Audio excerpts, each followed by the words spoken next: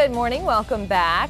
Binge eating disorder. It's a serious subject, and one local research company is trying to help tackle it. Christine Gorgas from Gulf Coast Clinical Research Center is here this morning to tell us about this new clinical study that you might be able to take part of. So good morning. Good morning. Thank you for having us. Yeah, no, thank you for being here this morning. So first and foremost, we see on TV sometimes these commercials about these clinical research trials.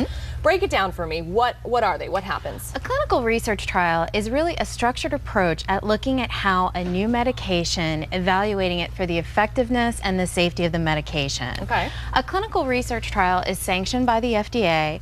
It's conducted with trained professionals and physicians, and it's an opportunity for patients who may not have access to medications or health care to join the research process and really provide their opinion and their feedback of medications as they're going through the FDA approval process. Sure.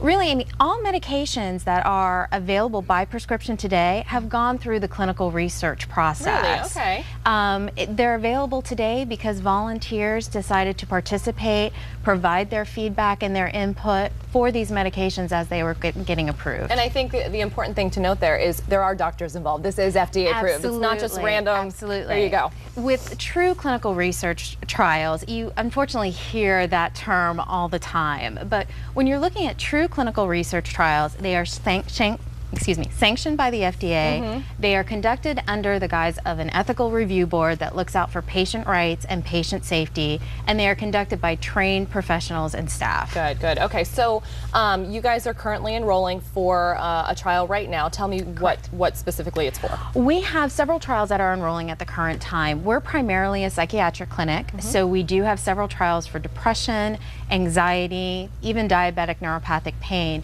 But the trial that we'd really like to discuss today is our binge eating disorder trial. Okay, that sounds kind of self-explanatory, but explain to me, what is it? Absolutely. Binge eating is an eating disorder that's characterized by recurrent episodes of eating large amounts of food in a discrete period of time with a general sense of lack of control. Okay. So when you break that down, what we're looking at is patients who are eating a large amount of food. Now, we've all overindulged from time to time, holidays, buffets.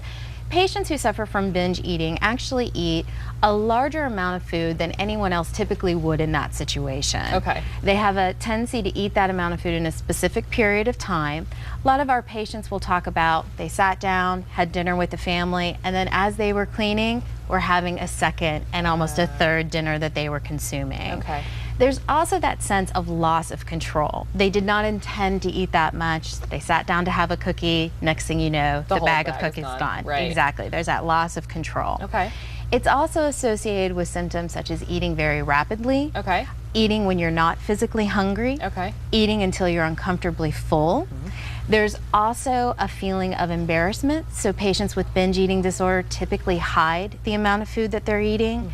And the binge is usually associated with feelings of depression, disgust, and embarrassment with what they're eating. Now, does this, I think some people may presume that this is directly related to obesity, but this can really happen to any size, shape person, right? It can.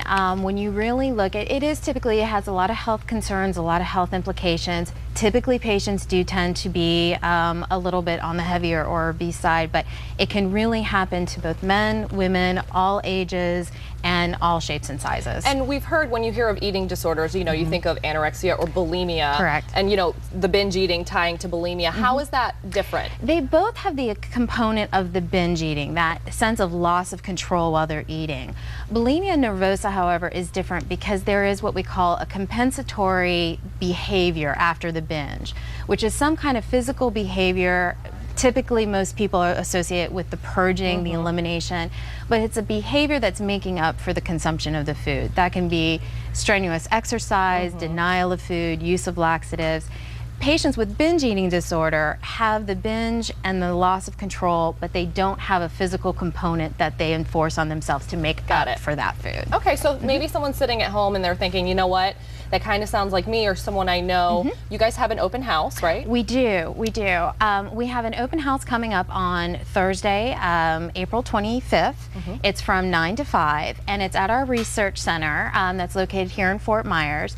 And it's just an open house for informational purposes. We encourage people in the community to stop by, discuss their situations with our trained professionals, pick up some information packets on either binge eating disorder or really any of the disorders that we are currently evaluating. Absolutely, and we should point out this is a safe place. It absolutely is a safe place. There's no obligation. We really want to sit down and talk to people about what their treatment options are. Go through what the process is, make sure that everyone is comfortable with the location, the staff, and that they know that this is a safe, secure area that they're coming to, and we're here to help. Absolutely. Well, thank you so much, Christine. We appreciate it. And again, if you want more information, we've got all of that, their phone number, location, and time of that open house on our website, fox4morningblend.com.